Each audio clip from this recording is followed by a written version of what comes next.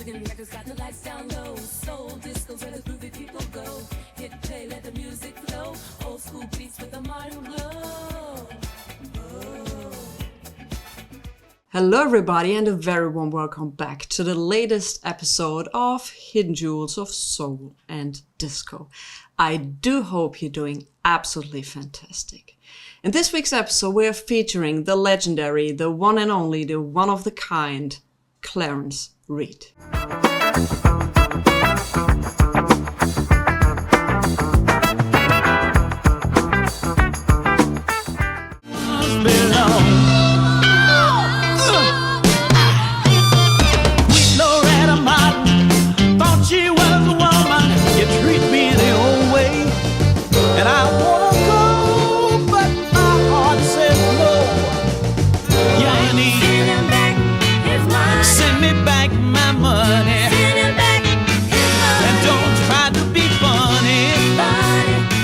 Clarence Henry Reid was born on February the 14th in 1939 in Georgia. To his own accounts, his upbringing was very, very poor, and therefore he tried to find a way to earn some money. And he had a very lovely and interesting hobby. So he took songs which were very popular at that time and changed the lyrics to a very adult content, let me put it that way. And people loved it and he earned some dimes with it. When he got home and showed his grandma what he earned, his grandma said, "You stole." And he said, "No, I've earned that." And she said, "With what?" So he started to sing the songs with the changed lyrics and his grandma was shocked. Her words were, "You are a disgrace to the human race and you are nothing more than a blowfly." That name stuck with him for the rest of his life. In the early 60s, he moved to South Florida to, make his first musical footsteps in the music business. And he started to record and release music on some local labels. And we have here, for example, from 1973. I Don't Want the Leftovers, and on the B-side we have Anything That's Good to You on the Noria Records label. He continued to release material on Date and also on Dial. Finally, in 1969 he released his debut album on the Tidal record label, which was called Nobody But You. Also in 1969, he released on Edco Dancing with Nobody But You, Babe. And here it is in all of its late 60s glory. Under the name of Clarence Reid, he also released, and I'm pretty sure some of you who are viewing my channel are very familiar with this album, in 1973, Running Water, and in 1976, On the Job. Both of them have been released on Alston. In the early 70s, he met a now legendary label owner, Henry Stone. Hit records like Bowhorns are coming out of Miami every day. The Bee Gees recorded their Saturday Night Fever album at Criteria in North Miami and are now cutting a new album. Other local groups are hard at work at TK Productions in Hialeah.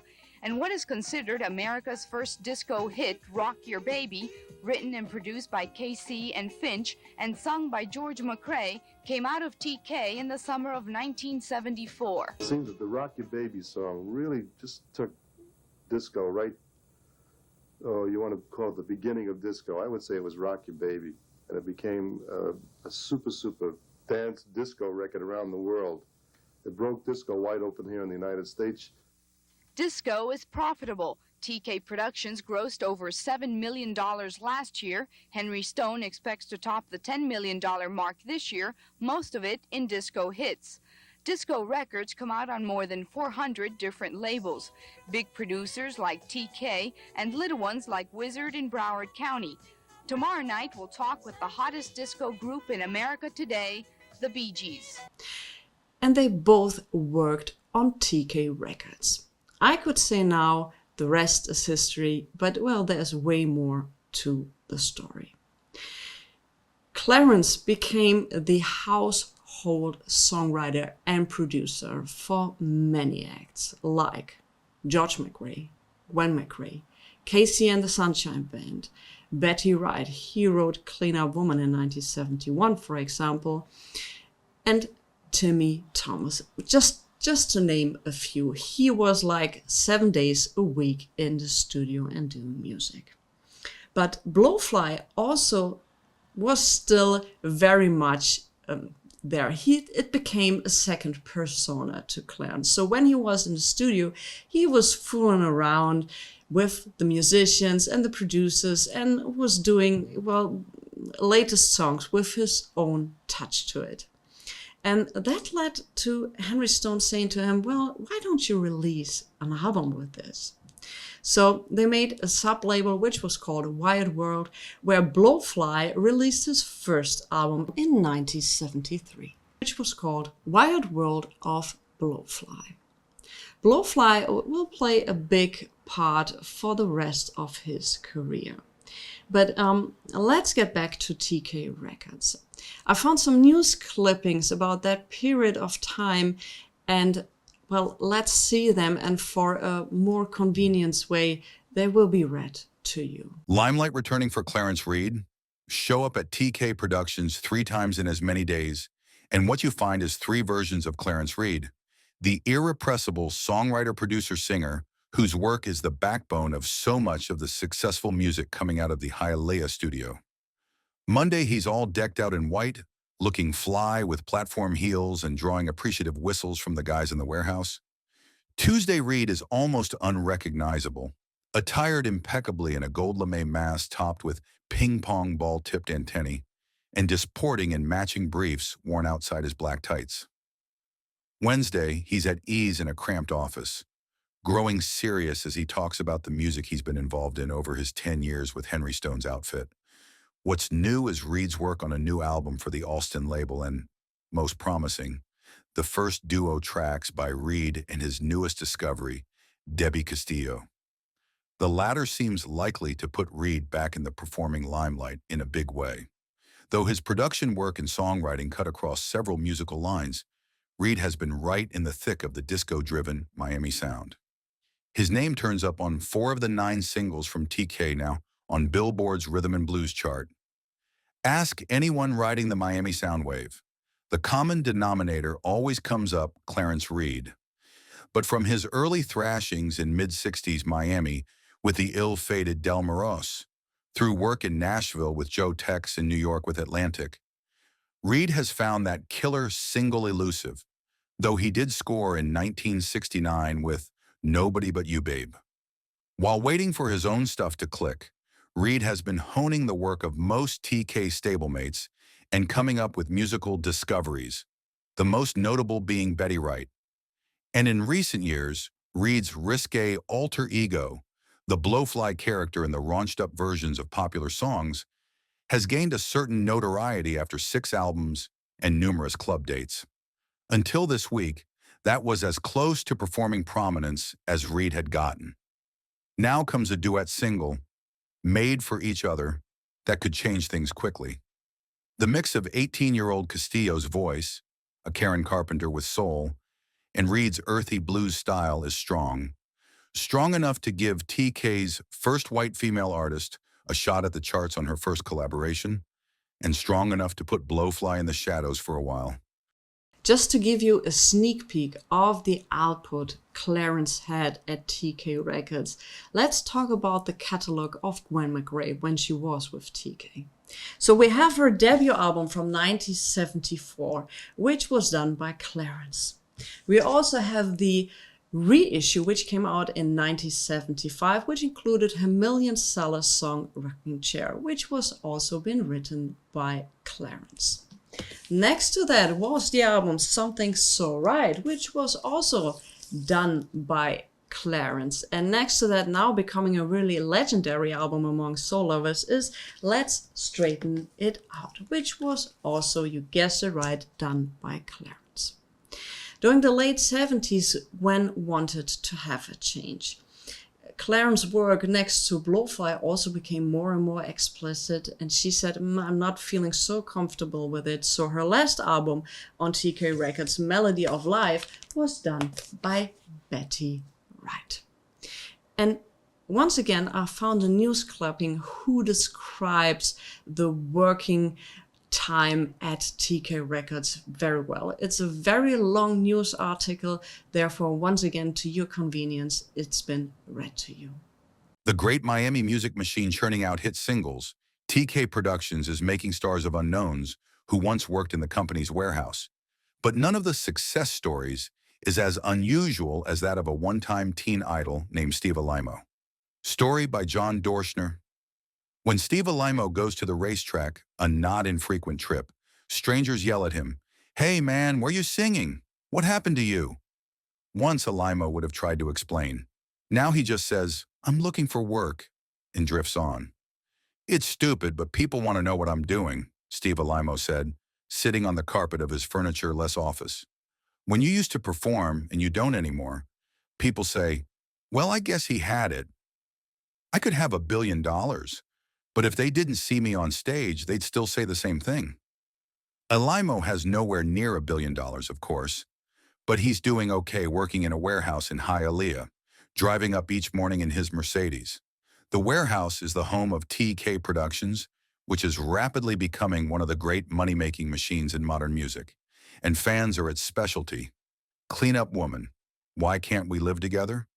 Rock Your Baby, Rockin' Chair, plus Get Down Tonight and That's the Way I Like It, which helped sell a platinum album for KC and the Sunshine Band, something usually reserved for the likes of Elton John. If you don't recognize those names because you stopped listening to AM radio about 1960, Time Country Joe gave his fish chair at Woodstock. Consider this. Duane Allman was one of TK's first studio guitarists, and Alaimo co-wrote with Greg Allman. Melissa, one of the brothers' better-known non-hits. Also, Chocho Broadway, TK's main studio bassist, recently went out on tour with Stephen Stills. And for the names Do Nothing For You, because you think top 40 music degenerates when Lisbon Antigua faded from the charts. Consider this. The violins used on many TK records are played by musicians from local symphony orchestras. The studio's horn section consists of like men doing charts arranged by Tom Gleason, who with sidemen gathered from the jazz department at the University of Miami, and Jimmy Tano, a big band veteran. The vocal talent, though, is mostly local, mostly black. Their careers sound like the Horatio Alger of the soul. They couldn't publish easily. They all started working in Henry Stone's warehouse, stacking records, loading trucks, answering phones. At night, they jammed around making tapes in a rickety little studio. The tale was true to think that Alaimo had to tell the Turkish engineer man down several times he was where they were recording. It was a family-type thing. Everybody had his chance. Everybody pulled for everybody else. They still do, some say, but now with the hits rolling in, things are changing. There's the new $200,000 studio, the royalties, the new computer. Some of those who have been at TK from the beginning say they're being ignored by the younger folks, and they're bitter. It's happened, Steve Alaimo says, but that's what happens. There's an electricity about this place now, says one old-timer. There's a tension so thick you can feel it. It's success. Nationally, their success has become known as the Miami Sound. The musicians at TK don't know exactly what that means. Each thinks he creates his own sound.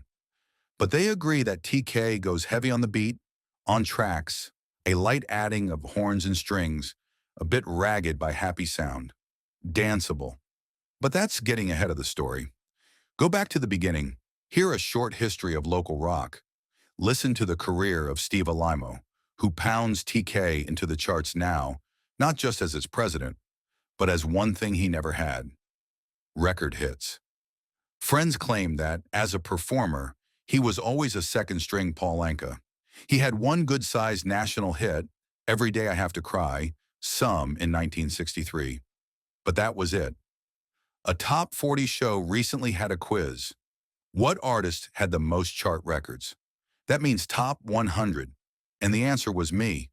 I had a lot of number 85s and 89s and 86s and 92s, but I never had the real big ones, the ones that catapult you. His father is a Rochester, NY doctor, a frustrated singer who worked his way through medical school giving 25-cent haircuts. The medical practice led to business investments and later thoroughbred racehorses. Steve grew up decidedly comfortably. When he was in high school, he put together a band, 2 guitars, bass and drums. That was 57 or 58, and everybody said, "Wow, you can make it. You don't have to piano or saxophone." Alaimo went to the University of Michigan for a year, then transferred to UM to be with the other white members of the group. They were off campus and played the fraternity dirty circuit, Elvis Presley, Little Richard, Buddy Holly songs. For 6 weeks, the act came across Henry Stone, a portly, white-haired man who looked like Colonel Sanders and talked like a hustler. He'd produced some Ray Charles records back in the days when rhythm and blues was known as race music. He had owned a few record stores and had built up a large record distribution company in South Florida, employing some 70 people. Stone began booking Alaimo's group on a traveling sock hop show called Florida Bandstand, backing up stars like Fabian and Neil Sedaka. After college, the group split up. Brad Shapiro, the bass player, went into the Army. The drummer got married and became a cop. Alaimo couldn't find another guitar player, went to law school in San Francisco. At law school, I was being cool about it, but it was in my mind constantly. It was always on my part. I finally decided I didn't want to sit with law school to start earning real money. I wasn't enjoying myself. So I decided to take a chance. It was, he confesses, a funny career. First, Steve cut teeny bopper numbers with echo on the voice, as acoustic guitar and back, in uninhibited style, posturing in neon pants behind shots of Ivy Art Annette Funicello. Annette, alas, was always the female lead for Frankie Avalon. He cut a few other bubblegum numbers, backed up Paul Anka and Frankie Avalon, but never had the hits the producers were feeling. But Alaimo packed it in and went to work with Kurt and B.J. Thomas, brought them to Henry Stone. They produced some hits, and soon Kurt left and B.J. Thomas was off on his own. I got my own group who did Wilson Pickett. Dionne Warwick, Ray Stevens, Bobby Goldsboro sang backup. Their careers soared. His didn't. He was, however, getting plenty of exposure. He was MC on a Dick Clark spinoff, the nationally televised Where the Action Is, and in the late 60s, started to go to the big nightclub route, Caesar's Palace and the Copacabana, and most of the big hotels in Miami Beach. He even appeared in 2 movies, all directed by Miami and Bill Griffey, Wild Rebels, Hook Generation, and Stanley. He calls them major motion pictures. They weren't AAA Godfather movies, but they were all successful box office. Even while he was doing the nightclubs movies thing, he was dropping by Tone Distributors, Henry Stone's warehouse in Hialeah. Henry Stone, he treated me like a son. He was always more of a business-type performer than a run-off-the-deep-end fanatic, a sensitive, artistic mind that I never had. Maybe that was one of my problems. Henry Stone, by that time, was beginning to assemble his talent pool. The first to drift in was Clarence Reid, a hopeful singer-songwriter who had been kicking around records at a jukebox company in Fort Myers. A friend, Betty Wright, suggested he go down and see Henry Stone. Reid did, and Stone put him to work, stacking records on the Tone warehouse. When I first came, he recalls, I was the only colored working out here. The whole place then was just a game office as now. The recording was just a game thing. After hours, nothing serious. Reid got together with Willie Clark, a Florida A&M graduate teaching art classes in the Dade school system. On lunch hours and at night, they played around with songwriting. One of their first discoveries was Betty Wright, then 11 years old, who was singing at Miami's Firstborn Church of the Living God and doing personal impressions of James Brown and the Echoes of Joy. Reid and Clark auditioned her in Henry Stone's office at Northwest 22nd Avenue and 60th Street. She had raw power. We had to put out the first record, says Clark, because she was still going to school and playing basketball. The record was Paralyzed. Girls Can't Do What the Guys Do was a moderate success on the rhythm and blues charts and poked Talk Stone into building a small studio. Reid and Clark spent hours up there, playing around with the soundboard, trying out this, experimenting with that, finding out what sounded right without having to worry about a $40 an hour rate or bosses over their heads. Reid, even then, was known as a perfectionist, mainly, he says, because he sprinkles sugar on all his food, which he gets in his inspiration for songs by playing basketball or taking long walks in the rain. Reid was the one who taught all the other TK types how to write a song, a lucrative talent others can earn a writer tens of thousands of dollars for a few minutes' work. It's just like a letter, see? Pretend you're writing a letter to the chick, right? It's just to a story, whether it's telling a chick how much you love her or why you don't love her. The difference is, you make it rhyme. Once you come up with an idea, it's not that hard, like, if I could bring back yesterday, like you good poet, and your lady you want to bring back yesterday.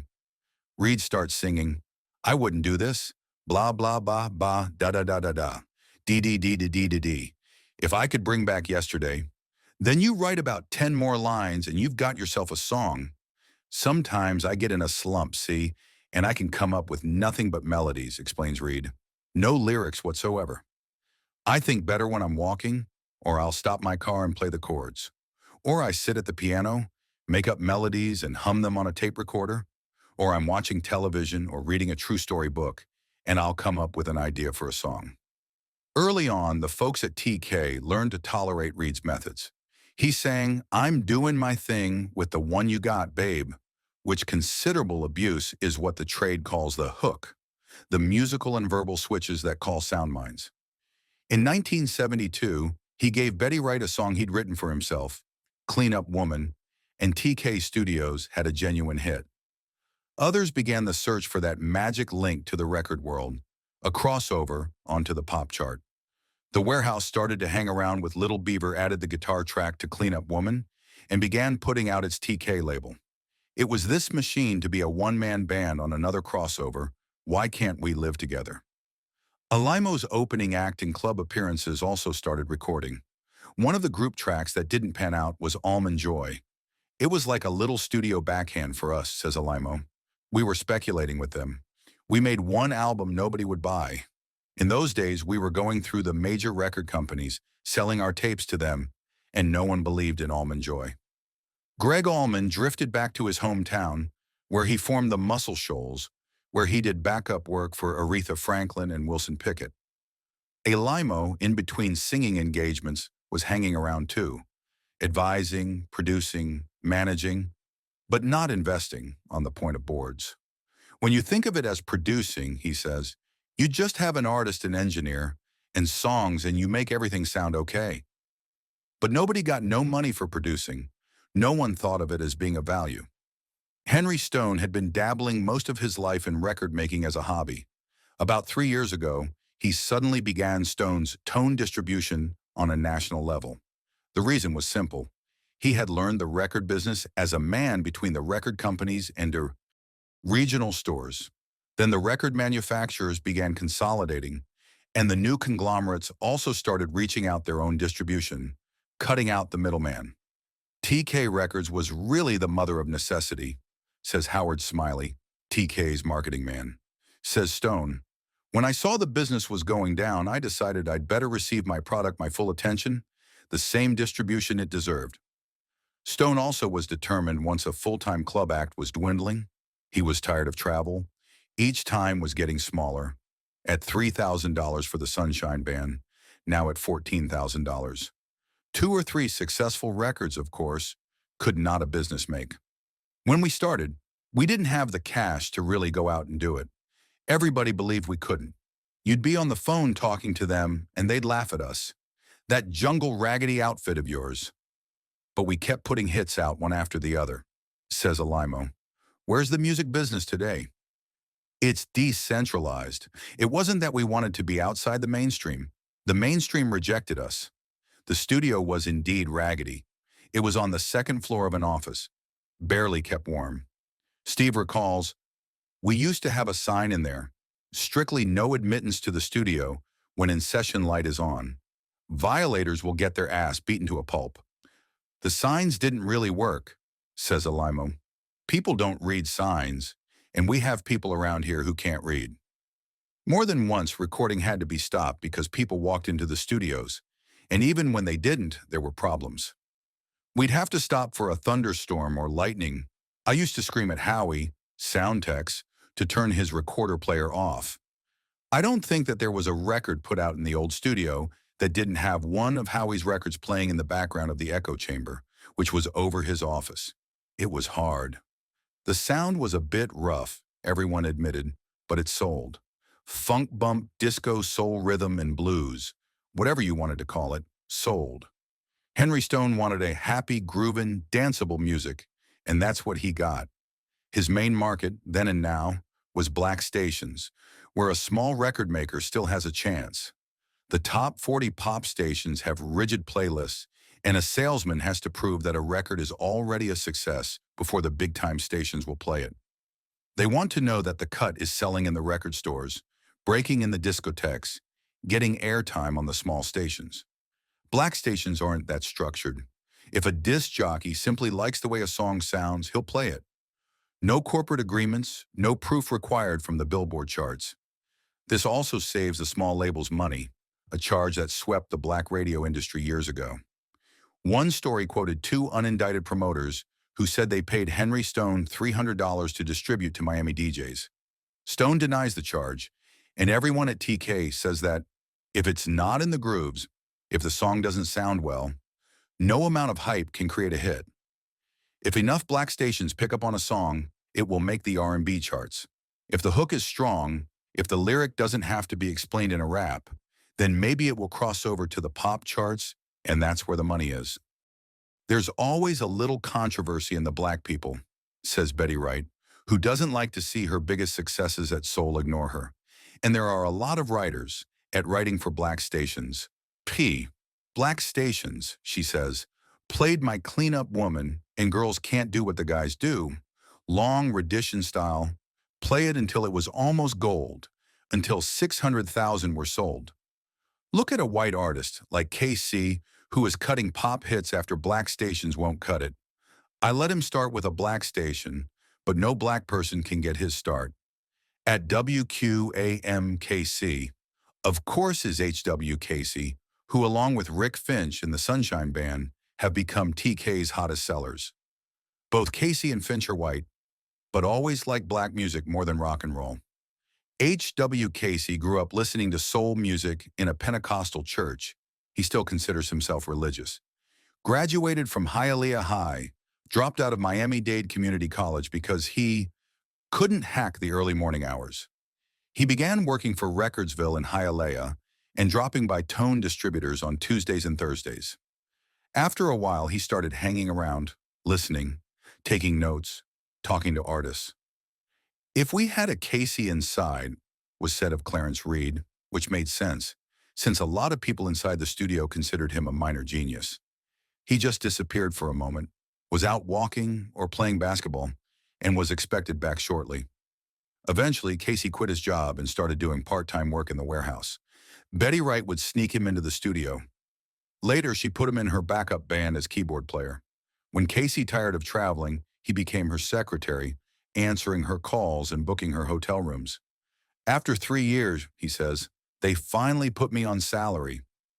Rick Finch did much the same thing.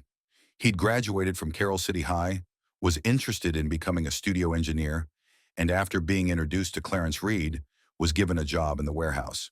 I started hanging around at night, learning the board. Before I knew it, I had a key.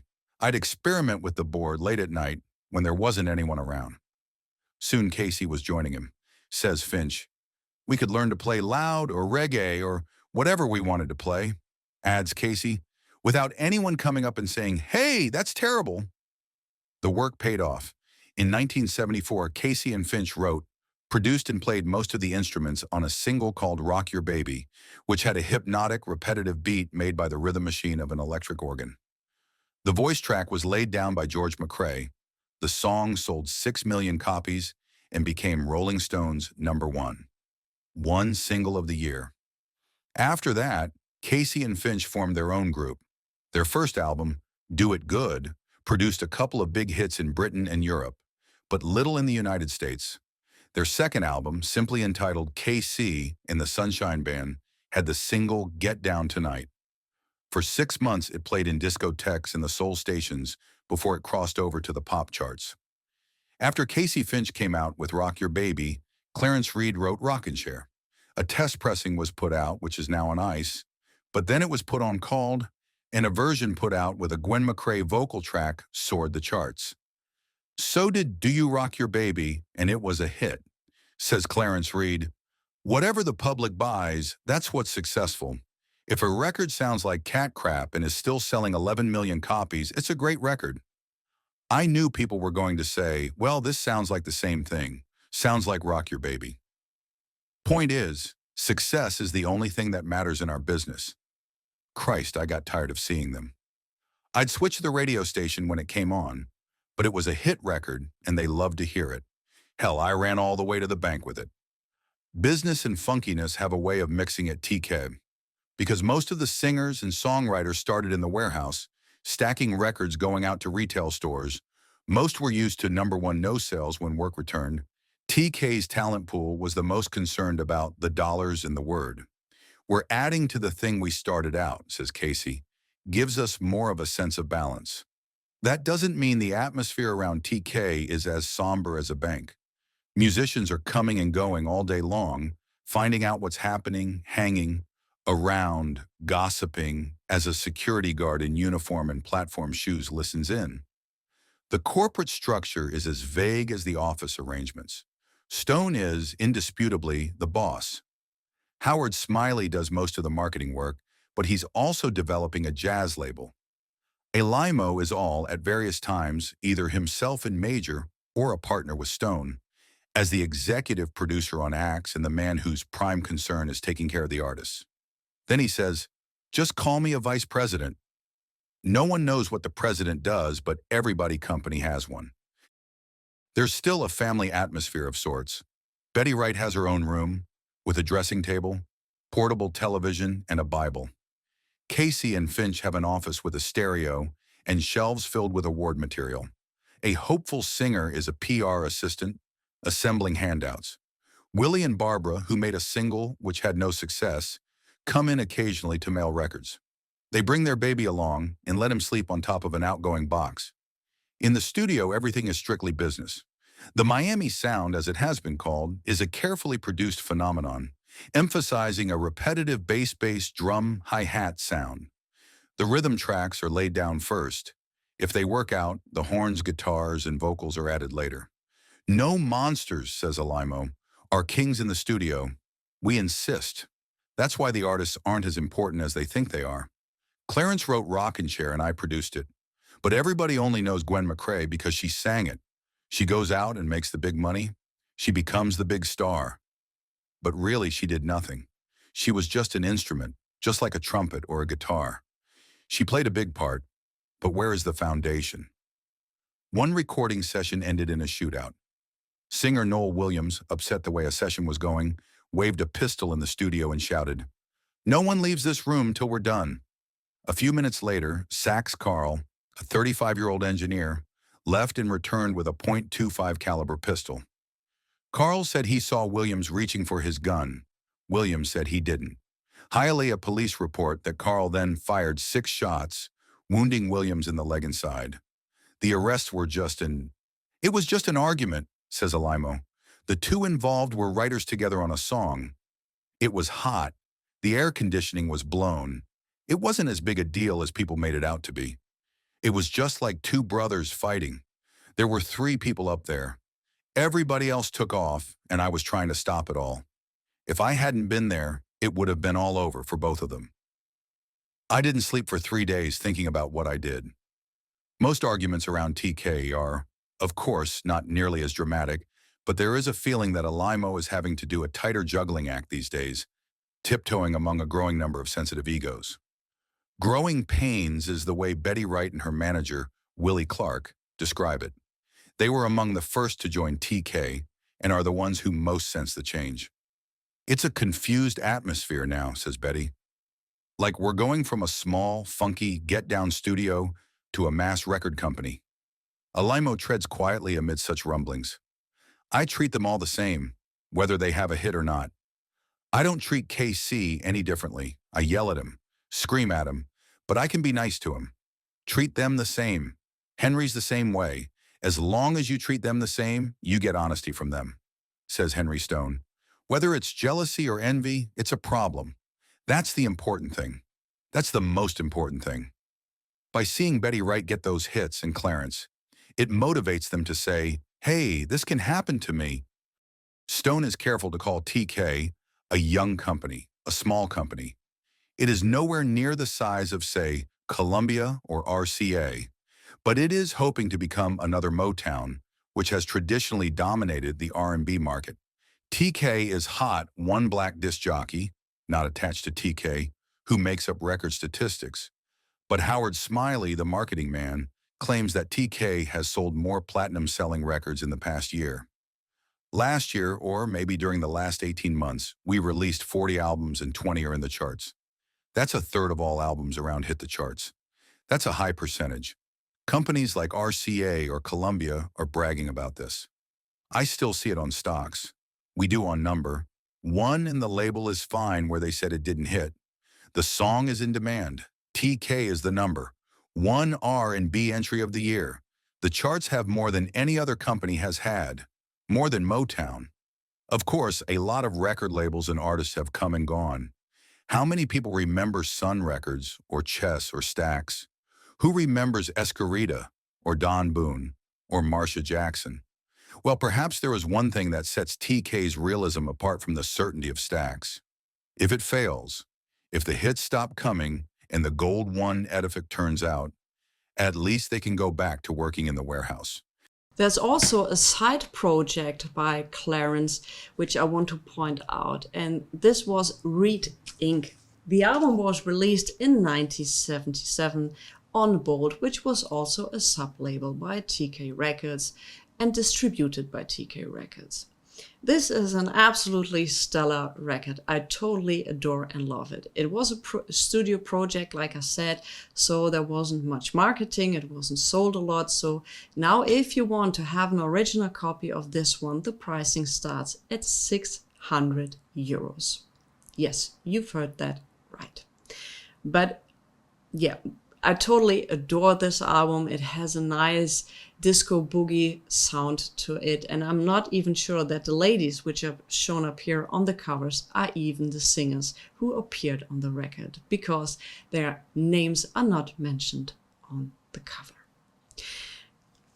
Once again, I found the news clipping about the heydays of TK Records. You have to consider the studio ran 7 days a week for the whole year. It was a hit machine. So if something in the studio broke on the recording machines, it was a disaster because they had to run. And here's a nice clipping of the heydays of TK Records. Clarence Reid, main man behind Miami Soul Music, by Stephen Redcliffe Herald staff writer. The music that comes out of Hialeah's TK studios sounds like South Florida feels in the summer. Hot. That sound, defined by frantic and funky songs that never quit moving, has caught on like crazy in the 1970s. Local TK artists, such as KC and the Sunshine Band and Betty Wright, have established national reputations with brash, upbeat records. New acts, such as disco singer Peter Brown, appear ready to carry on the tradition. The Miami sound, as it has come to be labeled, has attracted lots of attention. The rock music magazines rumble about it. Radio stations and TV music shows seem infected by it. But there is one component of the Miami sound that is generally overlooked when it comes time to wax ecstatic over TK's distinctive records. That component is Clarence Reid, who in the last 8 years has done just about everything at the studio stashed in a fading beige building in a warehouse-ridden section of Hialeah. Reid has written and produced hit records, including Betty Wright's Cleanup Woman in 1972. He had a national hit once himself, a song called Nobody But You Babe in 1969. He was instrumental in getting recording careers started for Harry Casey, KC, and Wright.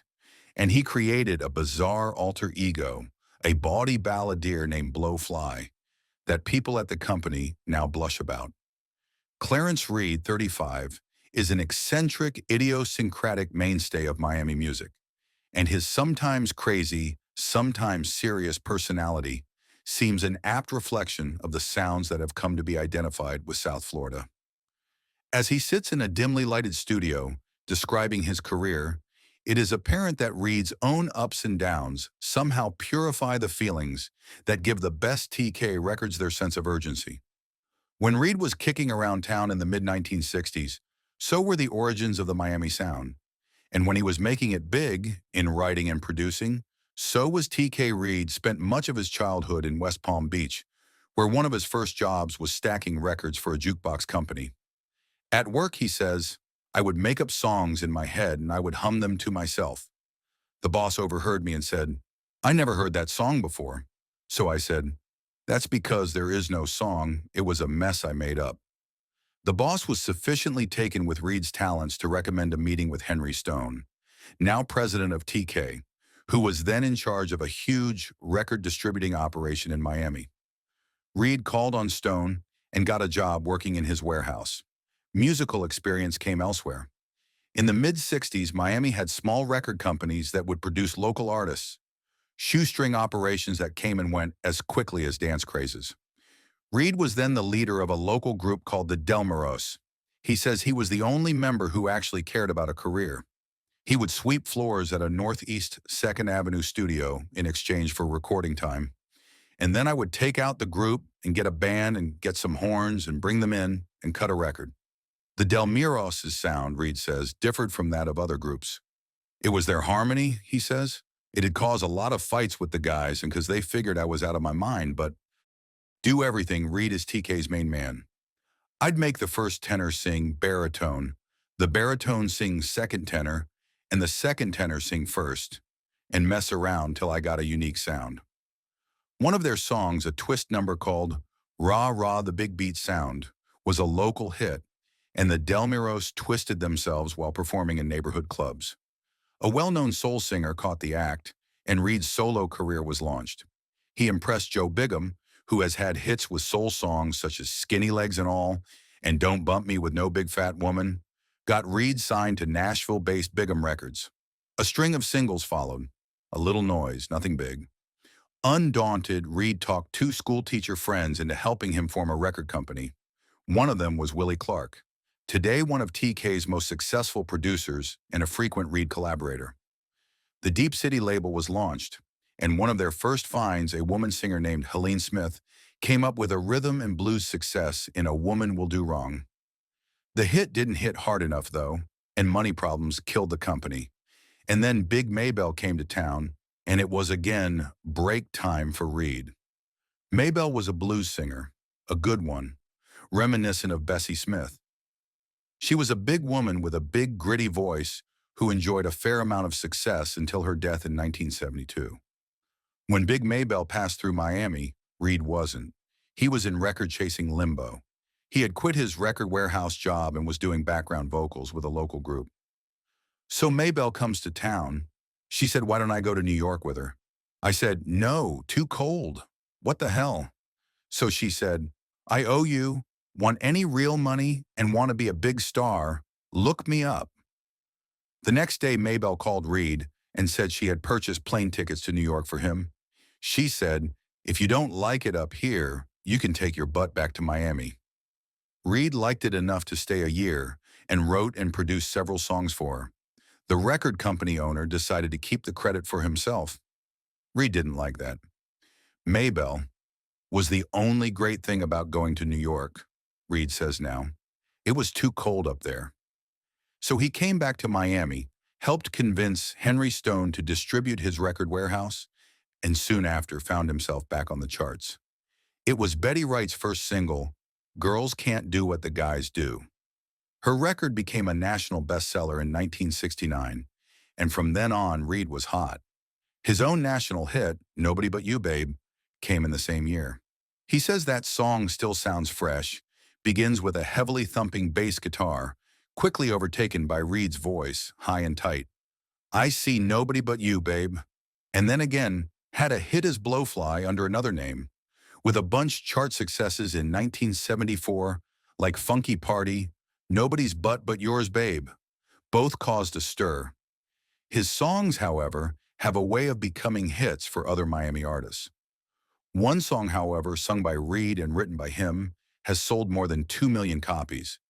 Gwen McCrae's version of Rockin' Chair was a top 10 song. TK artists continue to rely on Reid's songs, and Betty Wright is recording a new album of recent hits, including This Time for Real, One of These Days, You and Me, Babe, If You Love Me Like You Say You Love Me. And it is a neat introduction to Reid's thematic concerns.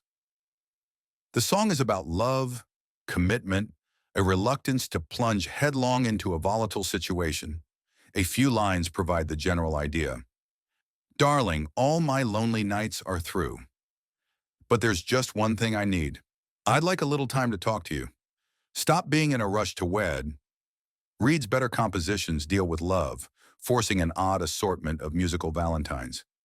Clean Up Woman was a warning against tangled affections. Nobody But You, Babe, was a blanket promise of true love. Much of Reid's time is spent producing the songs he writes. On recent Sunday afternoon, friends had hit up Triple Lincoln Continental outside the TK building. Inside, Reid is at work. As a song called Flesh booms through the studio, Reid looks irritated. He bounces from chair to chair, glances up at the speakers, frowns a little. I hope not enough bass on that, he says to his engineer, a man in beard and top and sweatpants named Freddie Stonewall. Reid spends the afternoon asking for adjustments, listening to the song again and again. His domain over the studio control board, a thicket of switches, dials, and softly glowing lights, never relaxes the routine. He will edit other songs from a forthcoming album by singer Paulette Reeves. Reid seems at ease in the studio, able to make snap decisions on what sounds good and what doesn't. The ability enables him to not only complete albums in a few days, but get everything worked out in his head, and he rarely has to do the same instructions. Many of them go straight to tape. Other, rougher TK sessions take Reid's most bizarre creation, a collection of more dirty songs called Blowfly. Where Reid's songs were almost often tender, poetic to love, Blowfly's work consisted of uncensored renditions of popular songs. A Boy were the raunchy, naughty-worded stuff, a lot of it funny, though the humor comes solely from its outlandishness. The label even put it, "It's a weird world we live in." Very label men in discotheques started playing and even liking the originals. Eventually, though, the character proved an embarrassment to the company. The word is that Blowfly has been swatted, not to return. These days, Reid is too busy for musical no-nos anyway. He has his own TK label now, called Reid's World, and is ready to produce a record for a Detroit-based band he has found. He plans albums for himself and a few other acts. He talks of writing a book or two. The scrapping, bouncing around veteran of the Del Muros in Big Maybell are gone now, and Reid is content doing what he's been doing for the last 8 years, singing a little, writing, and producing a lot. Occasionally, though, he will stand up in the studio and belt out a bit of Blowfly and laugh. I am, he says, a happy-go-lucky cat. When TK Records had to close its door in the early 80s, it also meant a change for Clarence. Hip-hop and rap started really to blow up during that time, and that was absolutely in the favor of Blowfly, the persona of Clarence. Here's one cover actually I can show you from Blowfly. It's from 1980 and it's called Rappin', Dancin' and Laughin'. He continued to release material from Blowfly up to the 90s. But the musical landscape changed pretty much, and Clarence, with no doubt, had a major influence on many rappers. And also his material has been sampled many, many times by rappers. But if you are sampled, it's not considered that you're getting the money for the sampling. We've discussed this many times before. So due to financial problems, Clarence had to sell his whole catalog in 2003. He continued to be on the circuit for live performances, and there's also a documentary being done, The Wide World of Blowfly, which I highly, highly recommend. If you know somehow to watch it fully, please let me know down in the comments below. Unfortunately, Clarence passed away on January the 17th in 2016 at the age of 67. This man leaves behind a legacy which is enormous. He had his persona Blowfly, where he released at least 25 parody albums. He was a songwriter and a singer in his own. As Clarence Reid, he released 4 albums. Then he worked with the likes of Gwen McRae and many artists I've already mentioned on TK Records. He was a songwriter, producer. So unfortunately, he is very much under the radar nowadays. And I think that's not paying justice to what he contributed to the music industry. So I highly suggest that you check out his catalog. Also check out the catalog from TK. Like I said, Casey and the Sunshine Band, like many, he was a big part of that. Gwen McRae, you know, you just name it. He was part of it. So the next time you hear a Rock Your Baby, the next time you hear Rocking Chair, think of Clarence. And also, once again, check out the material he released on his own like Clarence. And if you're in the right mood for it, please also check out Blowfly. If you like that episode, I also highly suggest that you're checking out the playlist appearing here, and I catch you on the next one.